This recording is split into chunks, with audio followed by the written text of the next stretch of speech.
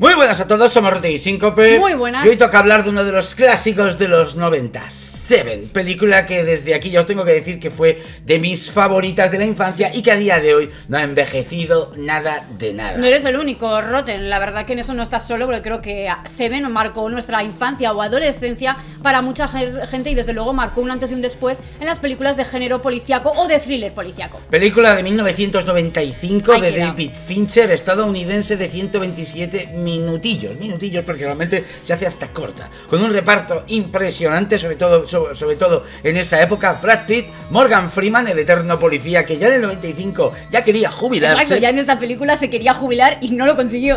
Personaje que no sale mucho pero que todo el mundo recuerda, Kevin Spacey haciendo de John Doe, y personaje que sí que sale mucho pero que nadie recuerda, Gwyneth Paltrow. Yo ahí me tengo que incluir y tengo que confesarlo porque no me acordaba quién era la actriz que interpretaba a la mujer de Mills, ¿no? De Brad Pitt. La verdad que es un personaje bastante memorable y que tiene mucha importancia en la película, pero que solamente te acuerdas del final, no precisamente de su cara. Película que, como habré puesto en el título, para nosotros fue la que inspiró a la grandiosa y eterna Saw. Pero hablemos un poco, ya metiéndonos en la película, de su apartado técnico, porque yo tengo que confesar otra cosa, y es que cuando me puse de nuevo a recordar y a ver cómo había envejecido Seven a día de hoy, tenía en mi cabeza que destacaba un poquito más por el tema de la fotografía, del montaje o los planos en general, y sobre todo por la banda sonora. Y cuál sorpresa me he llevado cuando he visto que esos apartados técnicos no están para nada mal, pero sí que no son tan destacables. La película destaca básicamente por las interpretaciones, los personajes que nos presentan y sobre todo por ese thriller policíaco y esa trama, y por esa trama tan original que nos presentan relacionando los asesinatos con los 7 pecados capitales. Además que, al igual que Saw, esta película la gente tiene un recuerdo de terror y gore que no existe. Es una película que sí que tiene sus escenas fuertes y tal, pero no son para nada explícitas ni para nada algo en lo que se vaya recreando constantemente. Exacto, por lo que destaca un poco es la puesta en escena, ¿no? Sí. Por la presentación de los asesinatos, pero en realidad ver lo que se dice ver, no ves gran cosa, aunque sí que se intuye todo lo que ha pasado o todo lo que ha sufrido esa víctima.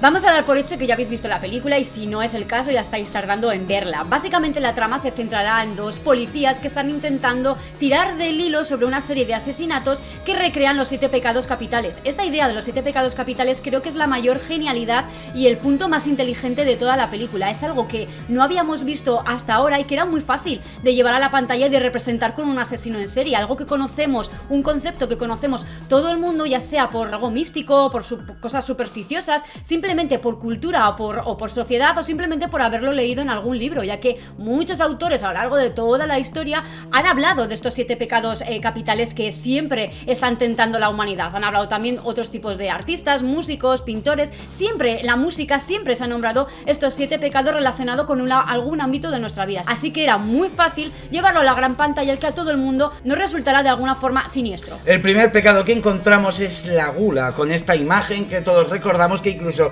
puse en la comunidad para ver si reconocíais la película, y excepto los que me pusisteis Masterchef, pues sí que la mayoría pudisteis ver que era Seven. Donde vemos a un hombre obeso mórbido muerto encima de un plato de espaguetis, una muerte que posteriormente, junto al forense, nos explicarán que al parecer fue comiendo. Fue una muerte bastante cruel, en el que el hombre tenía una pistola apuntándole en la sien por las marcas que tiene, la garganta inflamada del esfuerzo de estar comiendo, pero que irónicamente no le explotó el estómago. Exacto, Rotten. De hecho, comentan que él sí que la víctima sí que reventó, pero que reventó por una hemorragia interna. Exacto. Causada por los intestinos, así que el estómago cedió, y de hecho el forense nos lo enseña en una bolsa en una escena de la película. Muy siniestra y muy tétrica esta puesta en escena, más que nada porque todo el tema de livideces de la víctima está muy bien logrado y está muy bien conseguido. Ya os digo, no nos recrearán grandes efectos, ni grandes escenas de tortura, ni gore, pero sí que nos pondrán ahí a la vista una imagen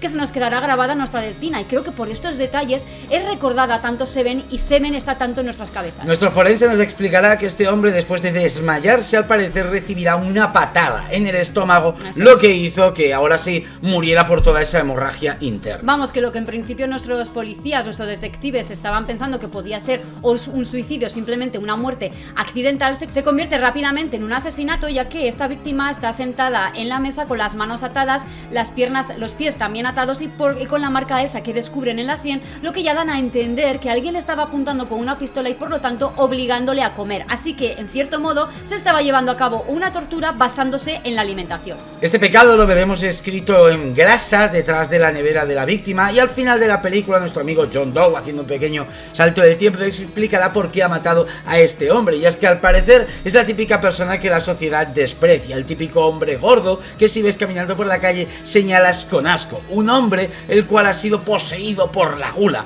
una persona que lo único que hace en su vida es comer, tragar y morir poco a poco por ello, una persona que la sociedad desprecia y una persona que no merece vivir. Pero vamos avanzando en la película y nos encontramos el siguiente pecado capital, la avaricia, y nuestro asesino lo recreará por la muerte de un abogado. Que tengo aquí colgado.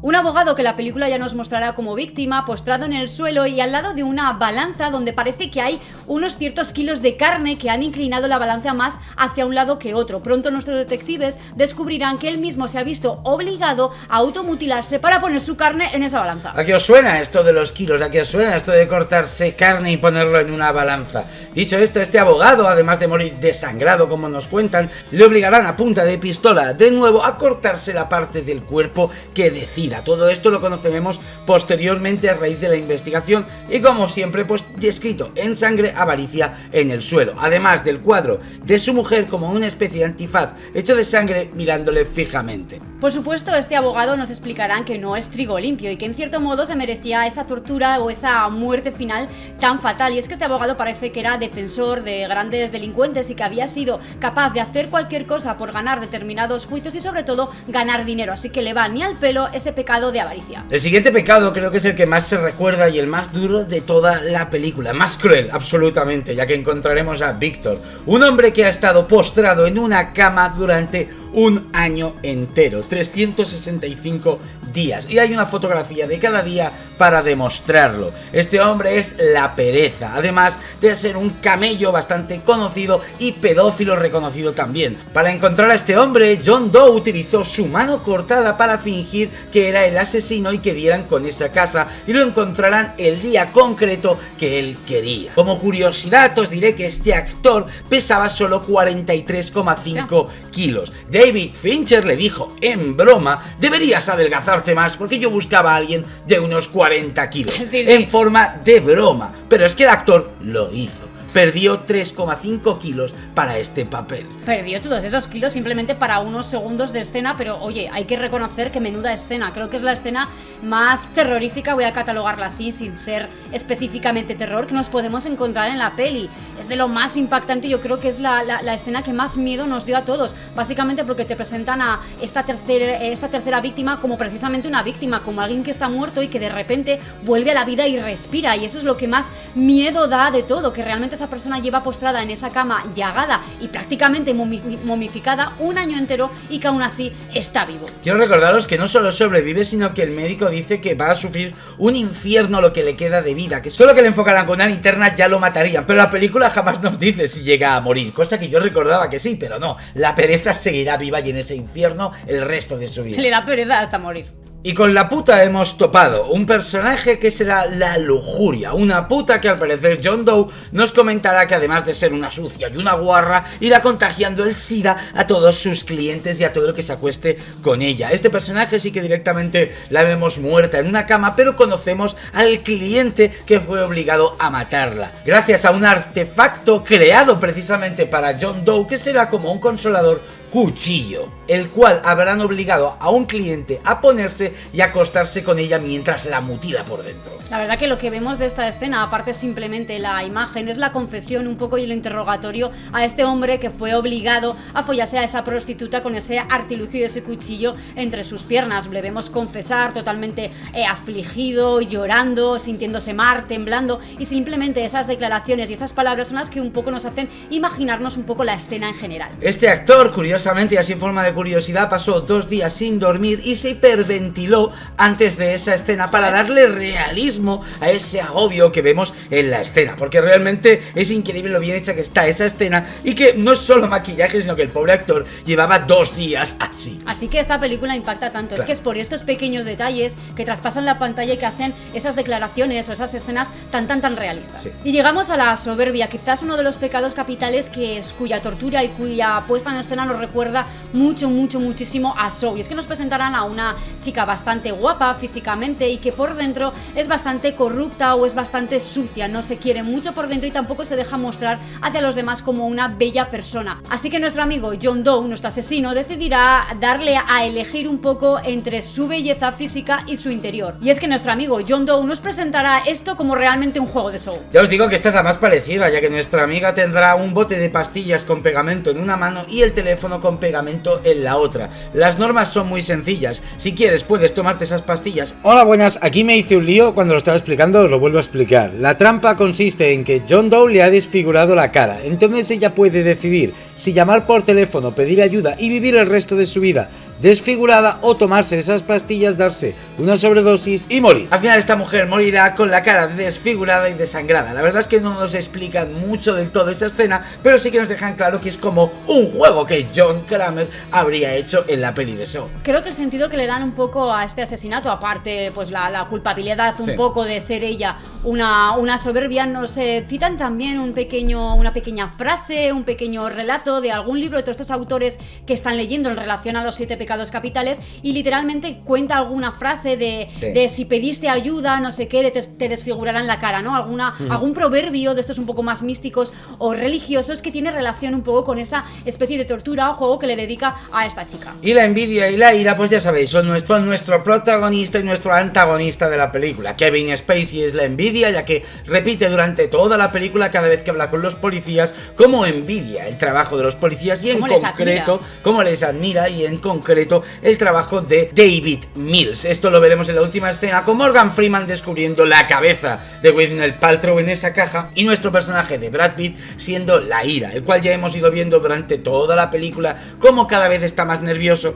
cómo cada vez está más impaciente y cómo la ira le corrompe en esta última escena. Así que ya están hechos los 7 pecados capitales, por lo tanto toda la trama del asesino en serie en la película. Pero esta escena también nos recordará a algo, o no recordamos a Jeff y a John tumbado en la cama con la muerte de su mujer en sus manos. Esta escena también, como os digo, inspira muchísimo a lo que fue el final de Saw 3, con la muerte de John a manos de Jeff siendo el villano el que vence al ser asesinado. Además, justo en esta escena final hay unas declaraciones de John Doe donde básicamente está explicando que él lo que quiere es completar su obra para decir un algo a la sociedad y dar una especie de sermón, no tanto de castigo, sino de sermón de cómo nos estamos convirtiendo y cómo estamos involucionando un poco como sociedad. Y ya que nos hemos metido un poco en los personajes, hablemos un poco de nuestros 3 principales protagonistas y del perfil un poquito que nos presentan de cada uno de ellos. Empezando por William Somerset o Morgan Freeman, un policía que lleva 34 años de servicio y que solo ha tenido que sacar la pistola con intención de disparar una vez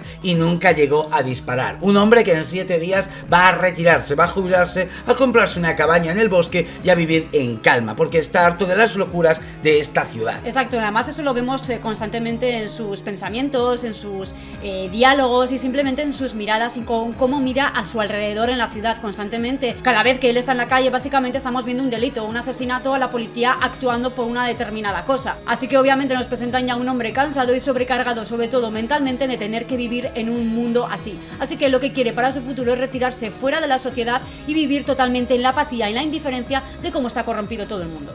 Además, en la película nos lo presentan también como una persona bastante intelectual, que le gusta mucho seguir sus investigaciones, sus pistas y llegar hasta al asesino, documentándose, leyendo determinados libros, yendo a una biblioteca donde vemos una escena que nos da a entender que es bastante habitual su estancia allí, pensando en momentos eternos de silencio, esperando. Es también una persona muy burocrática y no tanto dada a la acción y a las persecuciones, algo que chocará bastante con el perfil de su nuevo compañero recién llegado a esa comisaría, que será Brad Pitt, el detective Mills. A modo de detalle, cuando Morgan Freeman está en la biblioteca, el hombre que es amigo suyo que le pone la radio es el conductor del autobús de Speed. Exacto, es el de seguridad, creo que de la biblioteca. El personaje de David Mills lleva 5 años en homicidios y en su carrera ya ha sacado la pistola varias veces e incluso ha visto morir a un compañero, algo muy diferente a lo que hemos conocido de Morgan Freeman, lo que también le da un carácter muy distinto, mucho más juvenil, a la vez que mucho más impulsivo a la hora de llevar los casos. Ya que en esta película, esta comisaría tan pequeña, el jefe, el sheriff, el comisario, nos comentará que no tiene suficientes hombres para llevar todos los casos que se están llevando. Por ello, ellos dos tendrán que ocuparse, aún a una semana de jubilarse Morgan Freeman, este caso del asesino en serie de los 7 pecados capitales, lo que hará que Brad Pitt esté muy contento, ya que es un caso con acción, un caso con mucha sangre, caso importante, pero que se da cuenta que a medida que van avanzando lo único que pueden hacer es sentarse en su silla del despacho, esperar llamadas, esperar que resuelvan pruebas que se hacen lentamente y esperar a que maten a alguien más para poder encontrar una pista nueva. Y es que es una película tremendamente burocrática. Mucho. Constantemente hay diálogos en relación a eso, al papeleo que tienen que rellenar, los vemos escribiendo en su máquina de escribir, los vemos investigando en el ordenador, los vemos en silencio simplemente pensando y esperando una llamada telefónica, y los vemos que tienen que cumplir una serie de normativas para poder seguir investigando, así que nos recrean un poco el papel de estos detectives o la profesión de estos policías un poco más a la espera, que no tanta acción como estamos acostumbrados en otras películas policíacas. De ahí que el género un poco catalogado de esta película no sea policíaco en sí, sino que sea un thriller policíaco. Algo muy interesante es que para encontrar a John Doe, porque si lo recordáis hay un punto de la película que llegan a ir a su casa, tienen que tirar un poquito de los suburbios. El amigo Morgan Freeman tiene contactos en las calles de antiguos policías que le pueden dar información que se da a través de dinero, pero que no es algo legal que se pueda hacer, ya que la información que sacarán será de las bibliotecas, porque lo que conocemos hoy como el agente del FBI que nos espía por nuestras búsquedas en Google, en 1995 era con los registros de los libros que se cogían en la biblioteca. Alguien ha alquilado o comprado un libro que habla de cómo se fabrica una bomba, el FBI te tiene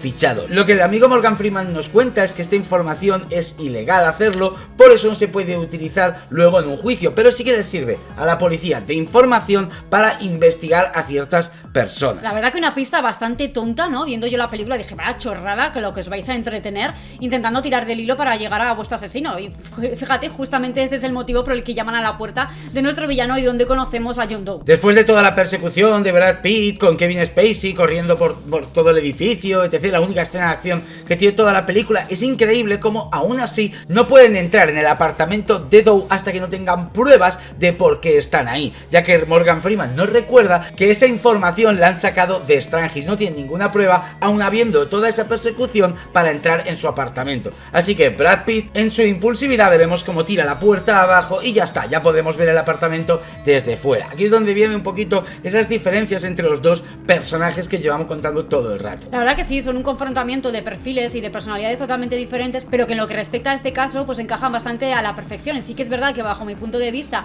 llegan hasta este asesino y van descubriendo un poco todo y encajando las piezas gracias un poco a la experiencia y a la mente fría que mantiene constantemente el detective Williams, y no tanto por la impulsividad de Brad Pitt, pero al final son ellos dos en conjunto los que resuelven un poco, si se puede llamar así, el caso. Y por último también tenemos el personaje de Tracy, que es la mujer del detective Mills o de Brad Pitt, y que bueno, si bien es verdad que será un personaje bastante secundario, creo que hay que mencionarlo un poco y conocerlo un poquito en la película, porque será la víctima del último pecado capital y por lo tanto del final de la película. De Tracy conocemos poquito, simplemente que se ha mudado ahí por temas de trabajo de su esposo, no tanto porque ella ha querido, y que no está feliz en esa ciudad. Además se le suma un pequeño problema, un pequeño devaneo en su cabeza que comentará precisamente con el compañero de su marido, con el detective Williams, y es que está embarazada y no sabe muy bien qué hacer, así que veremos varias conversaciones íntimas y cómo se desarrollan un poco las relaciones entre Tracy y este detective. Pero hablemos de nuestro amigo Puzzle, o John Doe en este caso, un personaje que, como os digo, no sale en toda la película, pero que está presente toda ella, desde los créditos,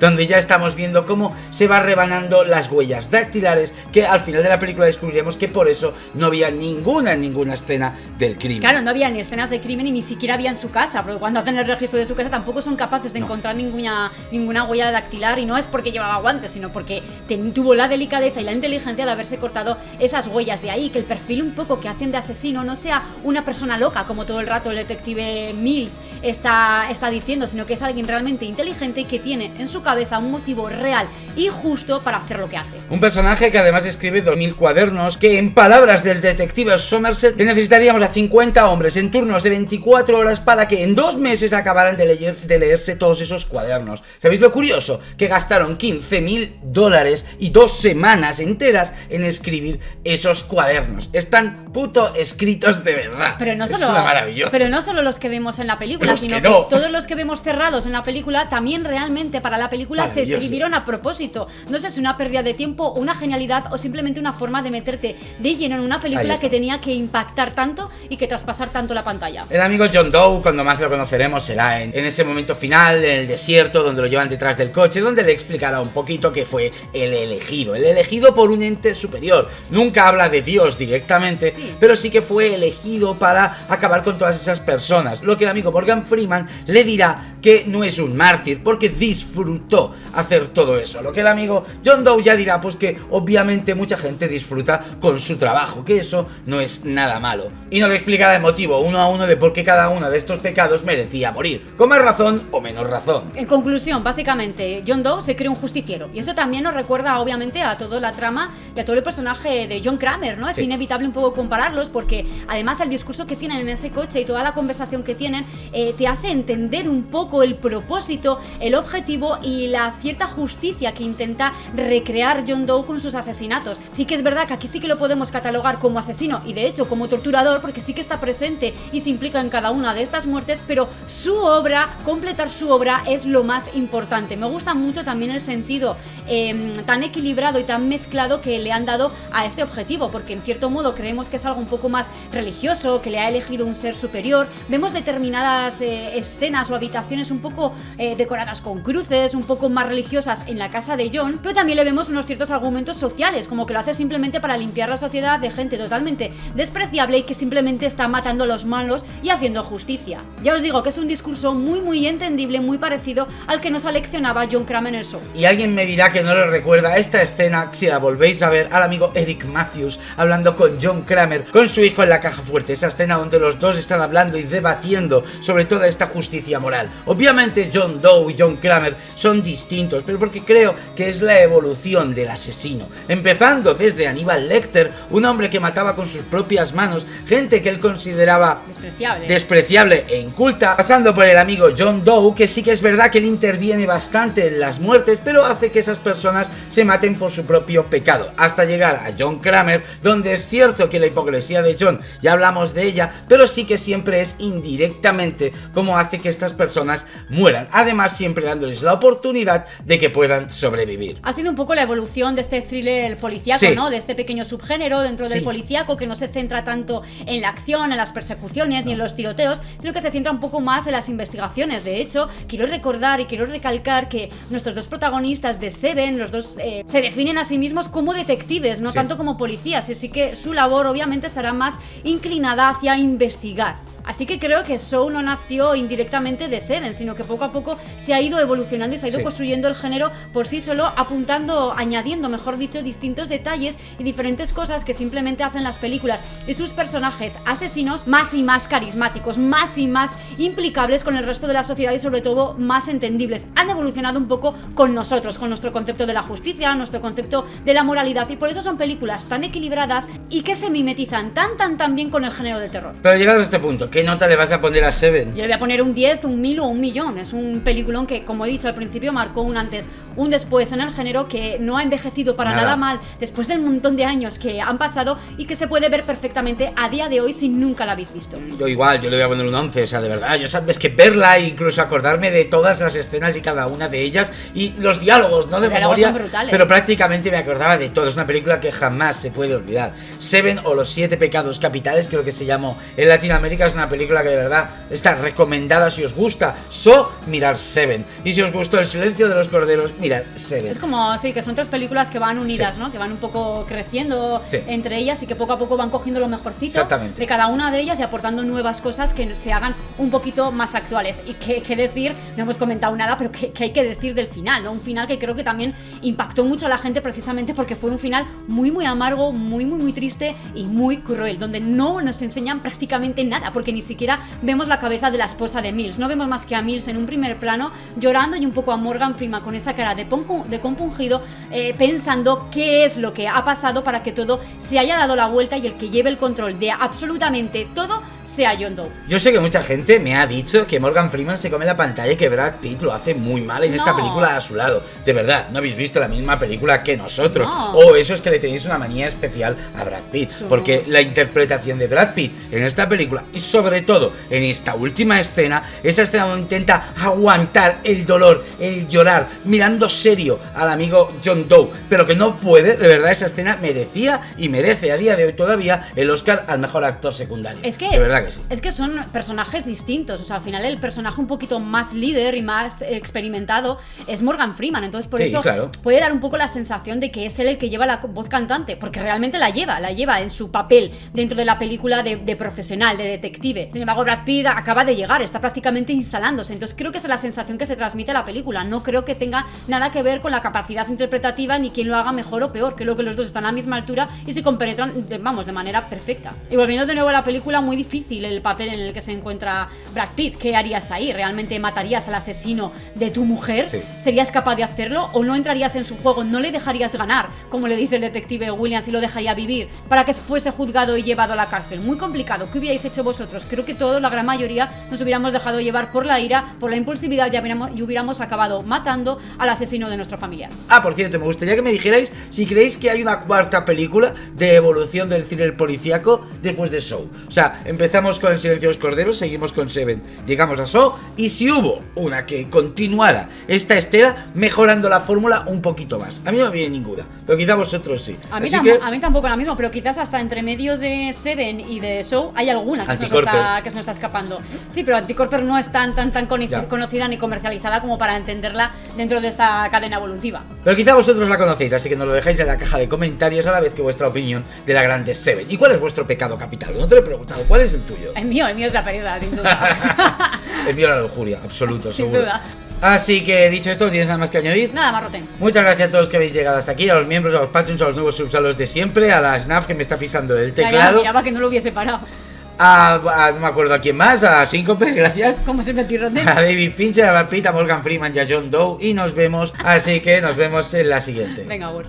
Y además de con tu like y suscripción, te recuerdo que siempre puedes pudrir tu mente un poquito más, ya sea con la membresía de YouTube o con nuestro Patreon, con el cual podrás ver los vídeos antes que los demás, además de acceder a nuestro Telegram privado, donde la congregación podrida te dará una bienvenida que ni te esperas. Y siempre recordarte que en la descripción te dejamos enlaces a descuentos en diferentes lugares, ya sea de ropa, merchandising o incluso de videojuegos.